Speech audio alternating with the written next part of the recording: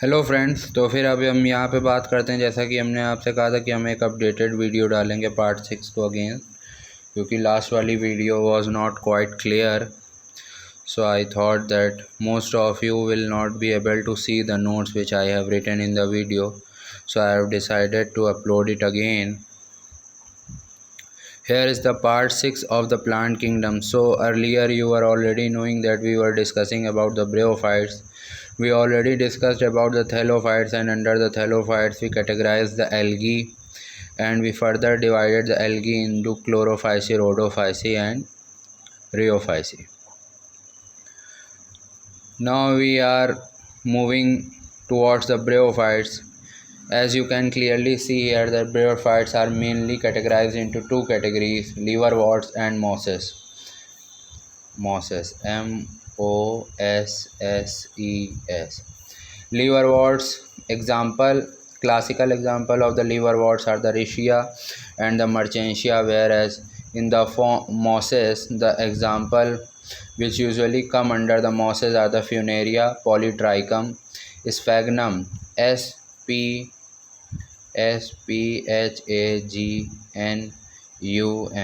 Sphagnum, that is also called as the bog moss. Bryophytes are considered as the simplest non-vascular land plants with undifferentiated plant bodies. As you are already knowing that the plant which are having clearly differentiated plant bodies are only the pteridophytes under the cryptogams, and the thallophytes don't have any type of plant body. They have just a thalloid structure, whereas the bryophytes, you can see the leaf like and stem like structure. In other words, we can say that bryophytes have undifferentiated plant bodies, and they don't have any kind of vascular tissues. Vascular tissues you can think as of xylem and the phloem. So we have already discussed that only pteridophytes have the vascular tissues, so they are also called as the vascular cryptogams. Now the coming to the second point, bryology. The study of bryophytes is called the bryology. Now, when we are talking about the father of bryology all over the world, or when you are about to ask the question in general, if you are asked the question in general that who is the father of bryology, then you just have to answer it as Hedwig. Hedwig, the full name of Hedwig is John Hedwig. You can see his full name in the previous year question which has come under the section bryophytes. We have discussed it in our proceeding lecture, and you will soon get to know about what the question had come already about John Hedwig. The question was asked like that: who is the father of bryology? And in the option there was this option, John Hedwig. So this was your correct answer. Now moving to the second point, S.R. Kashyap is also known as the father of Indian bryology. So whenever you are talking about the father of bryology in general, or you can say father of bryology all over the world, you must be knowing that who is the father of bryology in our Indian taxonomy. So S.R. Kashyap is among our Indian scientists who researched on the bryophytes and was considered as father of Indian bryology.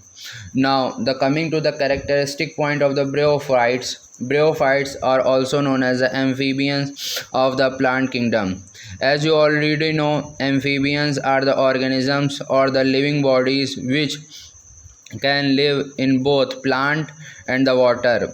For example, in our organism, you can see the frog is the classical example of an amphibian organism. They can live in the plant, they can live in the water and also in the terrestrial area for days and hours without any limitation. Now, talking about the places where the bryophytes prefer to grow, then it was already mentioned that bryophytes grow in dense patch, means they grow in patch. झुंड में ये grow होते हैं. moist shady places. Moist means नमी, जहाँ पे humidity मौजूद हो, and shady places means the places which are not exposed to the direct sunlight, like walls, damp soil, and trunks of the trees, etc. Now coming to the characteristic features of the bryophytes, we have discussed here that the habitat where the bryophyte prefer to live. We have already discussed about this thing in this previous point. Now we are again explaining it here in the form of different or new heading. So here it is mentioned that mainly terrestrial. Mainly terrestrial means that they used to live in the soil, but some are aquatic, also. Means all over, you can say that they used to live in both the soil and the aquatic habitat. Example of such bryophyte which mainly grow in the terrestrial area but can also grow in aquatic area is the Riccia fluitans. Example is that Ricciafluitans. So this is a classical example of the bryophyte which is used to live on the terrestrial and the aquatic area both. Now here an example of a bryophyte which is epiphyllus. Epi means, you have already studied that epi means living upon, and phylus means obviously it would be plant. So the bryophytes which are living upon or surviving on other plant bodies is the example is mentioned here, radula. So you have to remember it as it is, that radula, radula. Radula is the classical example of the bryophytes which is the epiphyllus. Now after talking about the habitat, we are going to talk about the plant body of the bryophytes. Now the bryophytes, as we have already discussed in the Thallophyta, that the thallophytes have the plant body as of thallus like. Now but in bryophytes we have a different structure of the plant body. First of all, if we are talking about the thallus and the prostrate, so thallus and the prostrate are present in the Riccia and the Anthoceros. These are the two examples of the bryophytes which are having the plant body in the form of thallus and Anthoceros. Whereas the second type of plant body is Merchantia and erect, and this kind of plant body is found in the moss. Moss, as you know, we have already discussed, it is one of the classification of the bryophytes. So it is here mentioned that mosses have the body which is Merchantia and erect. Now talking about the another point, so here it is mentioned that rhizoids. You have to characteristically remind this term that rhizoids comes under which heading. You will see rhizoids. Rhizoids is the structure which is coming under the bryophytes, and now let's see what the rhizoids are. Root-like structure means rhizoids are the root-like structure, and these rhizoids help the bryophytes in fixing the soil. That means they prevent soil erosion. In fixing the soil means they hold the soil at their places. Again, just see this point, that root-like structure that are called rhizoids help them, that is bryophytes, help the bryophytes in fixing the soil. So coming to the next point, the body of plant. We have already told you that the body of plant of bryophyte can be differentiated into stem-like and leaf-like structure. The same thing is explained here again, that the body of bryophyte, remember that they are not the pteridophytes. Pteridophytes are the only cryptogams which have truly differentiated body, stem and leaves. But in the bryophytes, the body of the plant can be differentiated into stem-like and leaf-like structure. Leaf-like, just focus on this terminology, like. Again, we have already told you that vascular cryptogams are only pteridophytes, so it is again mentioned here that vascular tissues are absent.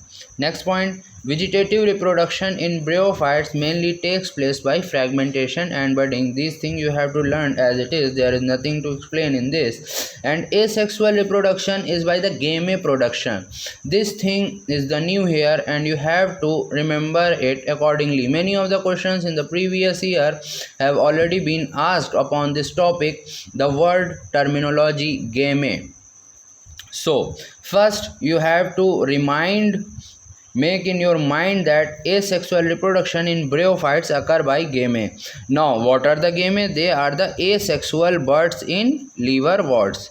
Just remind this term, asexual buds in liverworts. Now talking about the sexual reproduction, so sexual reproduction is occurred by vegetative plant body. The plant body of the bryophytes consider themselves involved in the act of sexual reproduction. So here it is mentioned that vegetative plant body act as gametophyte. They act as gametophyte and all the members are homosporous. So this is about the sexual reproduction in the bryophytes. You have to remember is that is it. Now this is the characteristic points about the bryophytes. What type of sex organs are present in the bryophytes? So it is mentioned here that multicellular sex organs are present in the bryophytes and occur in cluster. How the sex organs occur in bryophytes? So you have to answer in the multicellular and occur in cluster. Now talking about the sexual reproduction in detail, so first we are going to mention here the male reproductive organ in bryophyte is called as antheridium, and how it is shaped, it is club shaped.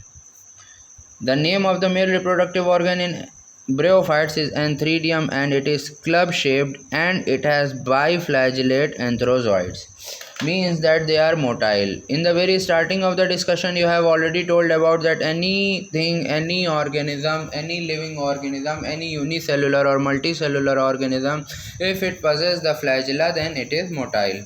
Now talking about the female reproductive organ in bryophytes, so female reproductive organ in bryophytes is the archegonium. Archegonium is the female reproductive in bryophytes and it is flask shaped. Remember this terminology of what kind of shape of sex organs are there in the bryophytes. Club shaped in male reproductive organ, flask shaped in female reproductive organ. F for female, F for flask. Male club shaped, F for female, F for flask, and the name of the female reproductive organ in the bryophytes is the archegonium. Talking about the production, then it produces the egg. Just revise it again. Male reproductive organ in the bryophytes is called antheridium and it is club shaped and it produces the biflagellate antherozoids, whereas the female reproductive organ in the bryophytes is the archegonium. It is flask shaped and it produces the egg. Now talking about how the reproduction occurs in the bryophytes. So antherozoid means male reproductive organ producing biflagellate antherozoids fuses with the egg to form zygote. How the sexual reproduction in the bryophytes occurs? Antherozoids just fuses with the egg to form zygote. Sporophytes.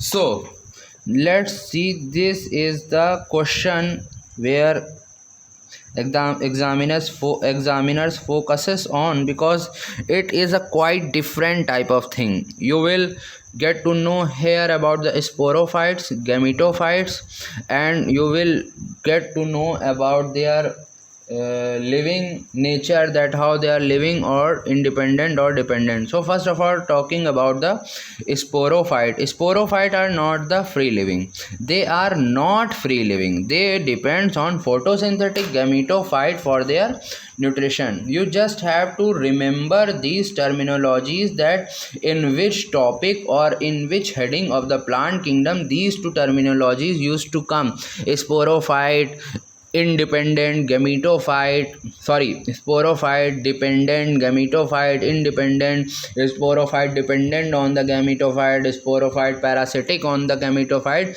These terms just as you see in the question in the MCQ, the next sense comes in your mind that they are talking about the bryophytes. You just have to revise these things so many number of times that just after reading this statement, any kind of this statement where it is mentioned that sporophytes are depending upon the gametophyte, the next very thing that should be coming in your mind that they are talking about the bryophytes.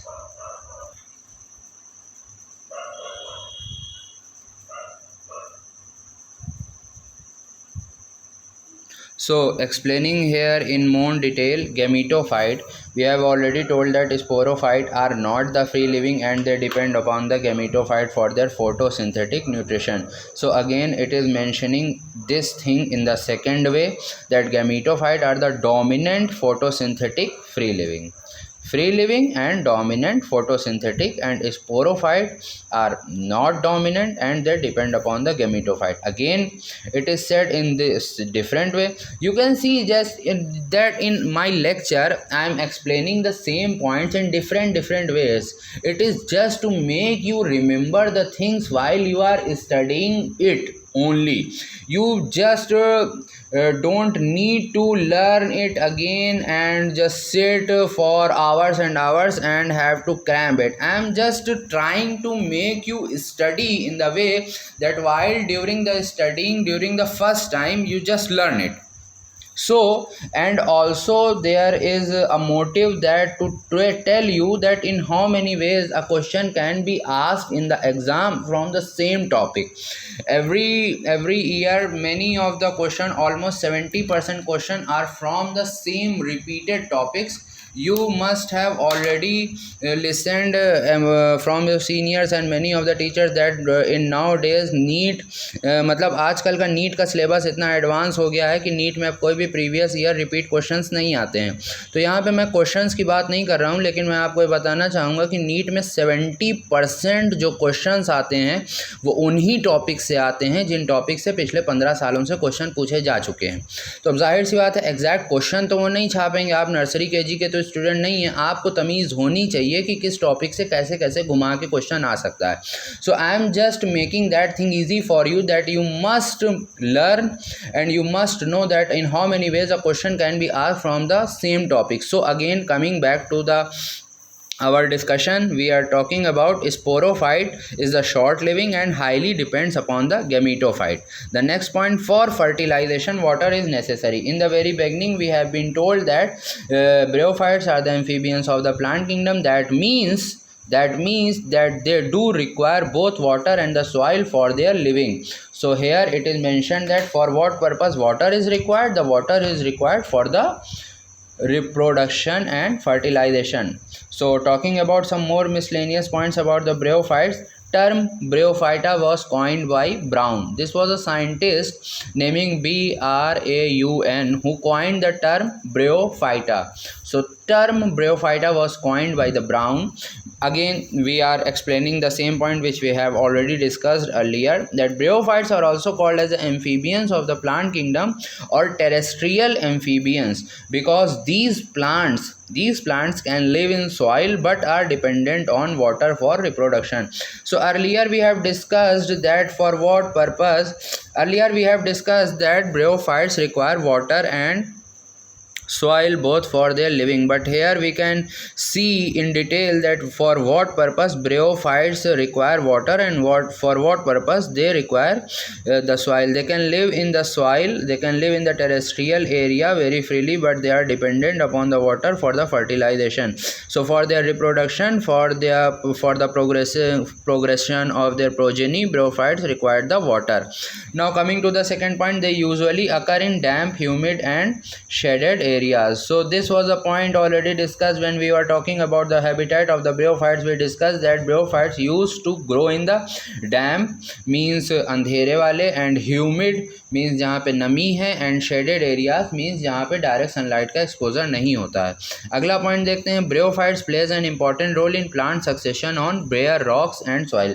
This is the point you should be remembering as such, because the questions have been asked in from this section without any explanation. यहाँ से इस section से सीधा as it is question उठा के आ जाता है कि कौन सी कैटेगरी ऑफ प्लांट्स होती हैं जो हेल्पफुल होती हैं plant succession on bare rocks and soil. Bare rocks and soil को वैसे भी घुमा के पूछ सकता है, वो बता सकता है कि एक बंजर धरती है और बंजर धरती पे एक किसान को कुछ उगाना है, तो वहाँ पे ऐसे कौन से प्लांट की वो खेती स्टार्ट करे जिससे उसके प्रोडक्शन में, उसकी चीज़ों के प्रोडक्शन में उसको ईज़ हो। तो यहाँ पे ये एक्सप्लेन किया जा रहा है कि जो ब्रियोफाइट्स होते हैं वो इस चीज़ में बहुत इंपॉर्टेंट रोल प्ले करते हैं, succession on bare rocks and soil. अगला पॉइंट देखते हैं, first organism to colonise rocks. देखिए उसी पॉइंट को फिर से घुमा के पूछा गया कि जो पहला ऑर्गेनिज्म इस पूरी दुनिया में था जिसने रॉक्स को कॉलोनाइज किया, और इसीलिए ये ग्रेट इकोलॉजिकल इम्पोर्टेंस के होते हैं। मीन्स जो कि बंजर एरियाज़ में ग्रो करके उस एरिया को किसी लायक बनाते हैं, उस ज़मीन को फार्मिंग के लायक बनाते हैं, उस ज़मीन को ग्रोथ के लायक बनाते हैं, तो वो होते हैं ब्रियोफाइट्स। और ब्रियोफाइट्स में भी बेसिकली कौन होते हैं, मॉसेस। अगला एग्जांपल यहाँ पे देख लेते हैं, स्मॉलेस्ट ब्रियोफाइट कौन सा है, ज़ूपसिस अर्जेंटिया। यह आपको नाम एज इट इज़ याद रखना है, ये एक फैक्ट है। स्मॉलेस्ट ब्रियोफाइट क्या है, ज़ूपसिस अर्जेंटिया। उसके बाद बात आती है लार्जेस्ट ब्रियोफाइट की, तो वो है डाउसोनिया फोंटिनलीस। इसकी लेंथ होती है 40 टू 70 सेंटीमीटर, और ये डाउसोनिया फोंटिनलीस, और ये लार्जेस्ट ब्रियोफाइट ऑफ सॉइल है। आपको बताया था ब्रियोफाइट दोनों जगह ग्रो करते हैं, सैंडी एरियाज़ में भी और वाटरी एरियाज़ में भी। तो यहाँ पे जो बात हो रही है लार्जेस्ट ब्रियोफाइट्स की, जिसका नाम है डाउसोनिया फोंटिनलीस, ये ग्रो करता है सॉइल पे और इसकी प्लांट लेंथ होती है 40 टू 70 सेंटीमीटर।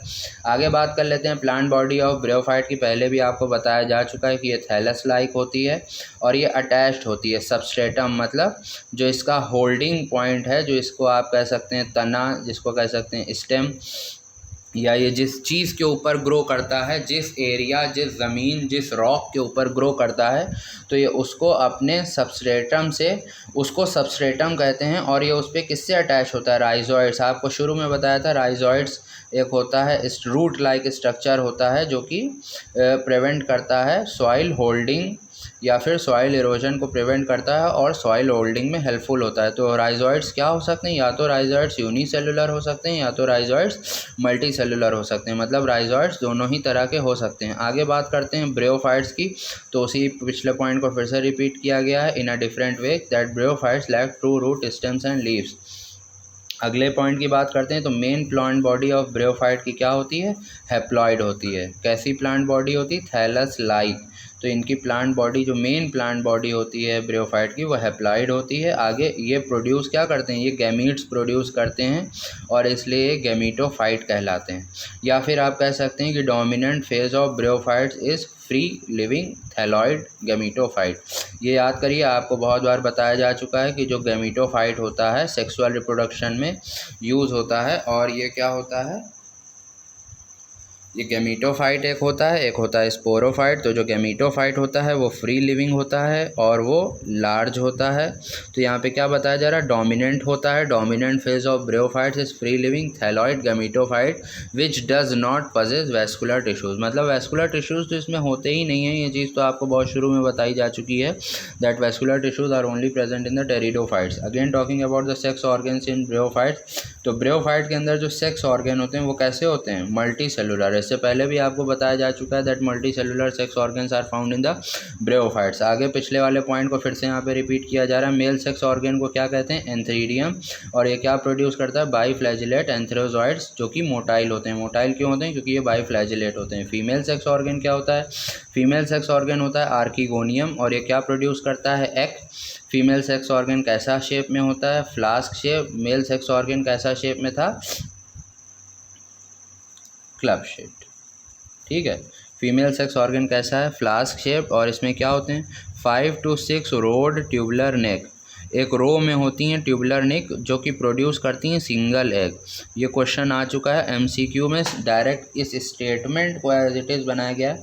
देखिए यहाँ पे आपको जो ध्यान रखने वाला है, फ्लास्क शेप ध्यान रखने वाला, सिंगल एग ध्यान रखने वाला है। और ये कहानी ये इतनी डिटेलिंग है, ऐसे तो जब आप डिटेल में जाएंगे रिसर्च करेंगे तो हर टॉपिक में आपको इतनी डिटेल मिल जाएगी कि आप पूरी बुक लिख दें। तो आप हर चीज़ याद नहीं कर सकते हैं, आपको उन चीज़ों को ध्यान रखना है जिससे आप क्वेश्चन को पकड़ना सीखें कि इन चीज़ों को हमें याद रख के हमें क्वेश्चन पकड़ना है और हमें क्वेश्चन के सॉल्यूशन तक पहुंचना मेरा मकसद है, ना कि क्वेश्चन का हमें डिसेक्शन करना।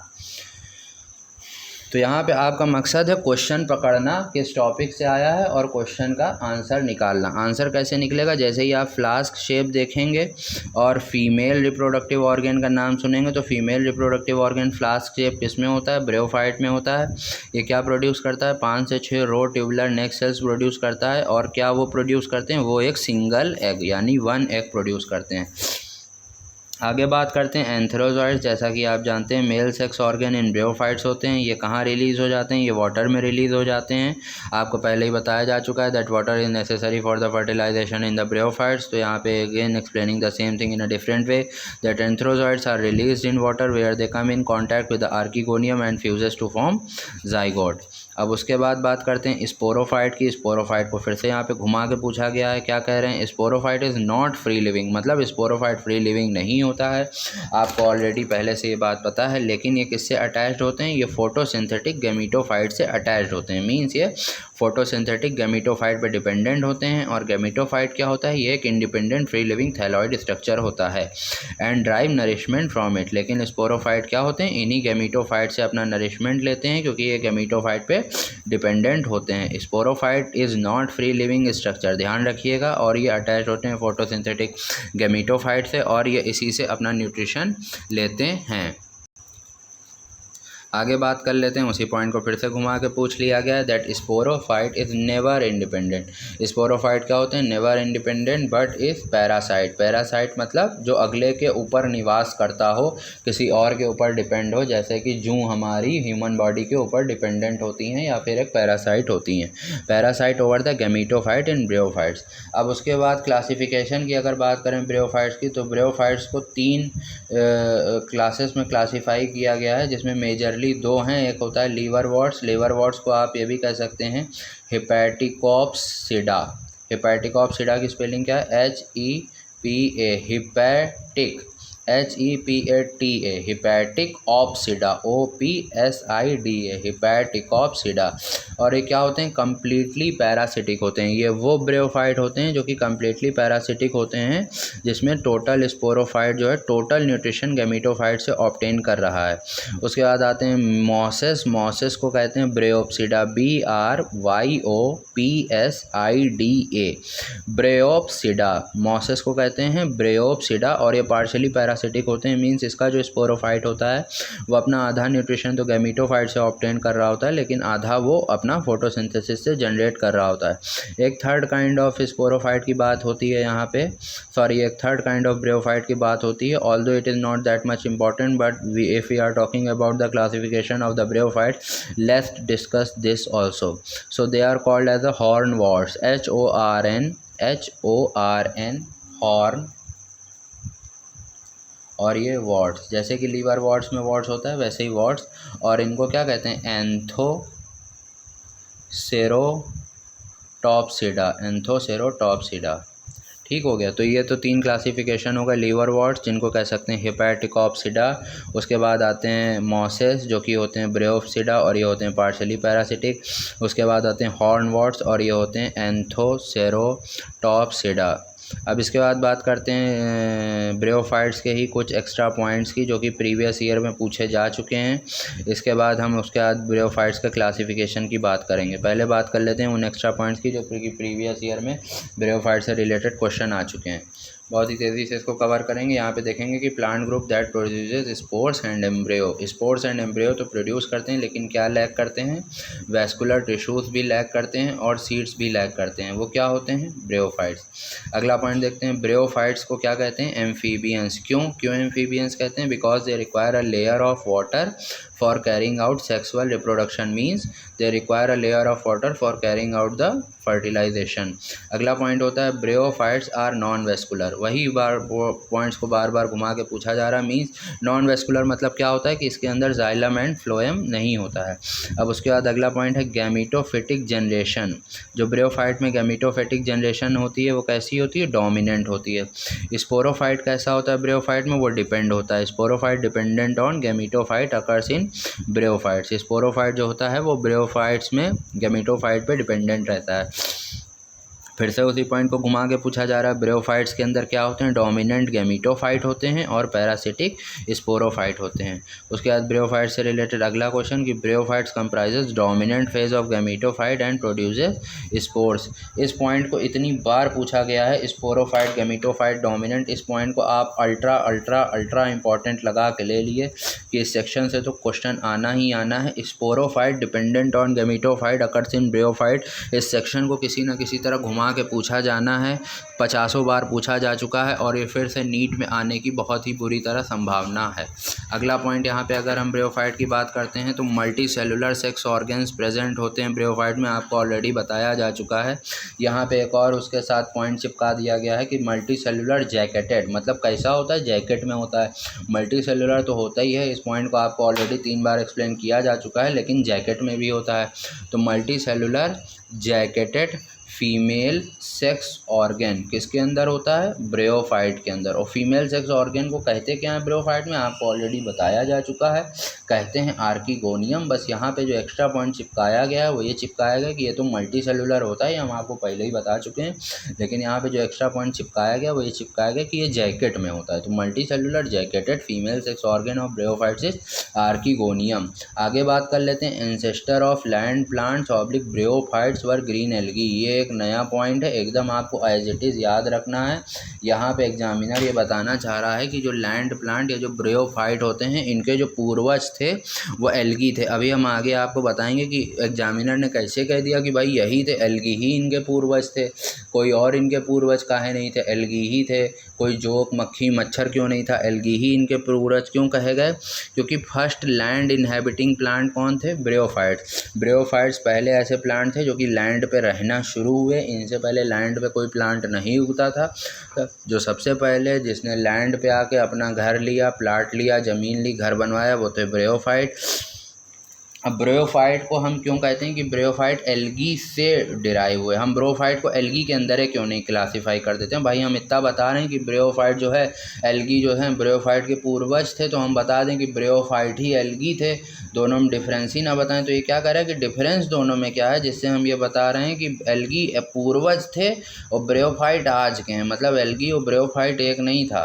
तो यहाँ पे कैसा कौन सा ऐसा पॉइंट है जिससे पता चल रहा है कि एल्गी जो है पूर्वज थे ब्रेयोफाइट का, कौन सा ऐसा डिफरेंशिएटिंग पॉइंट है, वो यही पॉइंट है कि जो ब्रेयोफाइट होती है वो स्टेराइल जैकेट लेयर में इसका सेक्स ऑर्गन होता है और एल्गी में ऐसा कुछ नहीं है। यह तो आपको पहले ही से पता है कि स्टेराइल जैकेट, यहाँ पे जैकेट का बहुत इंपॉर्टेंट है, जैसे जाड़े में मफलर का बहुत इंपॉर्टेंट होता है, वही तरह यहाँ ब्रेयोफाइट में जैकेट का बहुत इंपॉर्टेंट है। तो ये यहाँ पे बताना चाह रहा है कि ब्रेयोफाइट को एल्गी से हमने कैसे डिफ्रेंशिएट किया कि जो ब्रेयोफाइट का सेक्स ऑर्गन होता है वो जैकेट के अंदर होता है।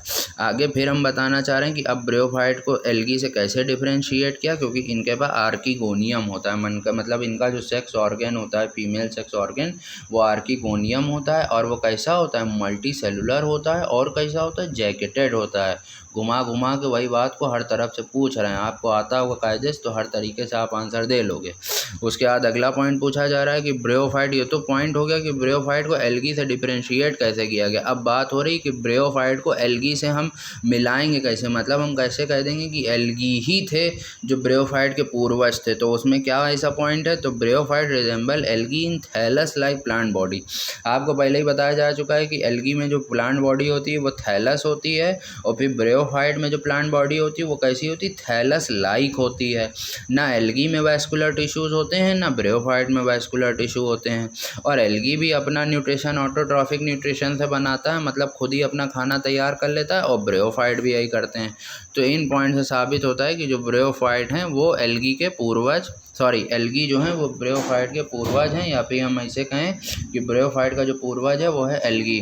अब अगला पॉइंट अगर यहाँ पे बात करें तो जिससे साबित होता है कि एक्वाटिक एंसेस्ट्री, मतलब कि हम कैसे कह देंगे कि भाई देखो हम आज बता रहे हैं कि ब्रेयोफाइट क्या है, प्लांट किंगडम के एम्फीबियन है, मतलब कि ये पानी में भी रहते थे और ज़मीन पे भी रहते हैं। तो हम इनका पूर्वज भी तो उसी को बताएंगे ना, जिससे ये साबित हो कि वो भी पानी में रह लेता था। तो हम कैसे जाने कि इनके पूर्वज भी पानी में रहते थे, वो इससे पता चला क्योंकि जो इनके एंथ्रोजॉइड हैं वो ब्लाई फ्लैजिलेट, मतलब इनमें फ्लैजिला या फिर सिलिएटेड स्पर्म, सीलिया या फ्लैजिला प्रेजेंट है और ये यूज़ होता है मोशन के लिए।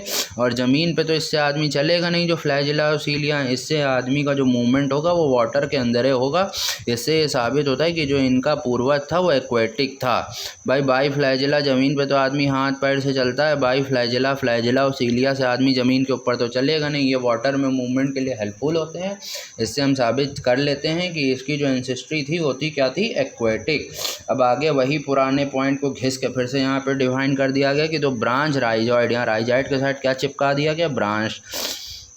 अभी तक आपको पता है राइजॉइड्स क्या होते हैं, रूट लाइक स्ट्रक्चर होते हैं, लेकिन यहाँ पे चिपका दिया गया कि ब्रांच राइजॉइड्स क्या होते हैं, and leafy gametophyte. Branch rhizoid and leafy gametophyte. Leafy मतलब लीफ लाइक है, यहाँ लीफ एक्चुअल लीफ ना समझ लिएगा, यहीं क्वेश्चन गड़बड़ घोटाला हो जाएगा। बता चुके हैं आपको 100 बार, एग्जामिनर का तो मकसद है आपको कैसे उलझा के सवाल पूछें कि आप भूल जाएँ। तो ब्रांच राइजॉइड और लीफी गैमेटोफाइट किसके फीचर हैं, ब्रेयोफाइट के फीचर हैं। आगे फिर से उसी पॉइंट को एग्जांपल यहाँ पे डिफाइन करा जा रहा है कि जो फादर ऑफ इंडियन ब्रायोलॉजी थे वो थे शिवराम कश्यप। इससे पहले आपको बताया गया SR कश्यप जो थे वो फादर ऑफ इंडियन ब्रायोलॉजी थे। उसके बाद बताया गया कि फादर ऑफ ब्रायोलॉजी कौन है, वो हैं जॉन हेडविग। तो यहाँ पे आपका टॉपिक निपटता है। 2 पॉइंट और देख लेते हैं ब्रेयोफाइट से रिलेटेड। 2 पॉइंट है कि सैप्रोफिटिक ब्रेयोफाइट, एग्जाम्पल देख ली सैप्रोफिटिक ब्रेयोफाइट का, बुक्स बाउमिया एफाइला, BUXBAUMIA एफाइला। ये क्वेश्चन एज इट इज़ आया है, इसमें कुछ एक्सप्लेन करने लायक नहीं है। सैप्रोफिटिक ब्रेयोफाइट लिखा था क्वेश्चन में, एग्जाम्पल में 4 ऑप्शन थे, एक ऑप्शन ये था बुक्स बाउमिया एफाइला। अगला पॉइंट देख लेते हैं, ब्रेयोफाइट्स हैव ग्रेट इकोलॉजिकल इंपॉर्टेंस, आपको पहले ही बताया जा चुका है। अब यहाँ पे बता रहा है bryophytes which harbour are nitrogen fixing blue green algae in its thallus, वो क्या होता है, एंथोसेरॉस। ये आपको नाइट्रोजन फिक्सेशन वाला जो टॉपिक है उसमें फर्दर एक्सप्लेन किया जाएगा। अभी के लिए इतना जान लिए कि जो नाइट्रोजन फिक्स करते हैं ब्लू ग्रीन एल्गी के थैलस में, वो कौन से ब्रेयोफाइट्स होते हैं, उनको कहते हैं एंथोसेरॉस। यहाँ पे आपका ब्रेयोफाइट का टॉपिक ख़त्म होता है। इसके बाद एक्सप्लेन किया जाएगा लीवरवॉर्ट्स को। लीवरवॉर्ट्स और मॉसेस को हम एक साथ अगले लेक्चर में आपको एक्सप्लेन करेंगे। अभी के लिए इतना ही, थैंक यू सो मच।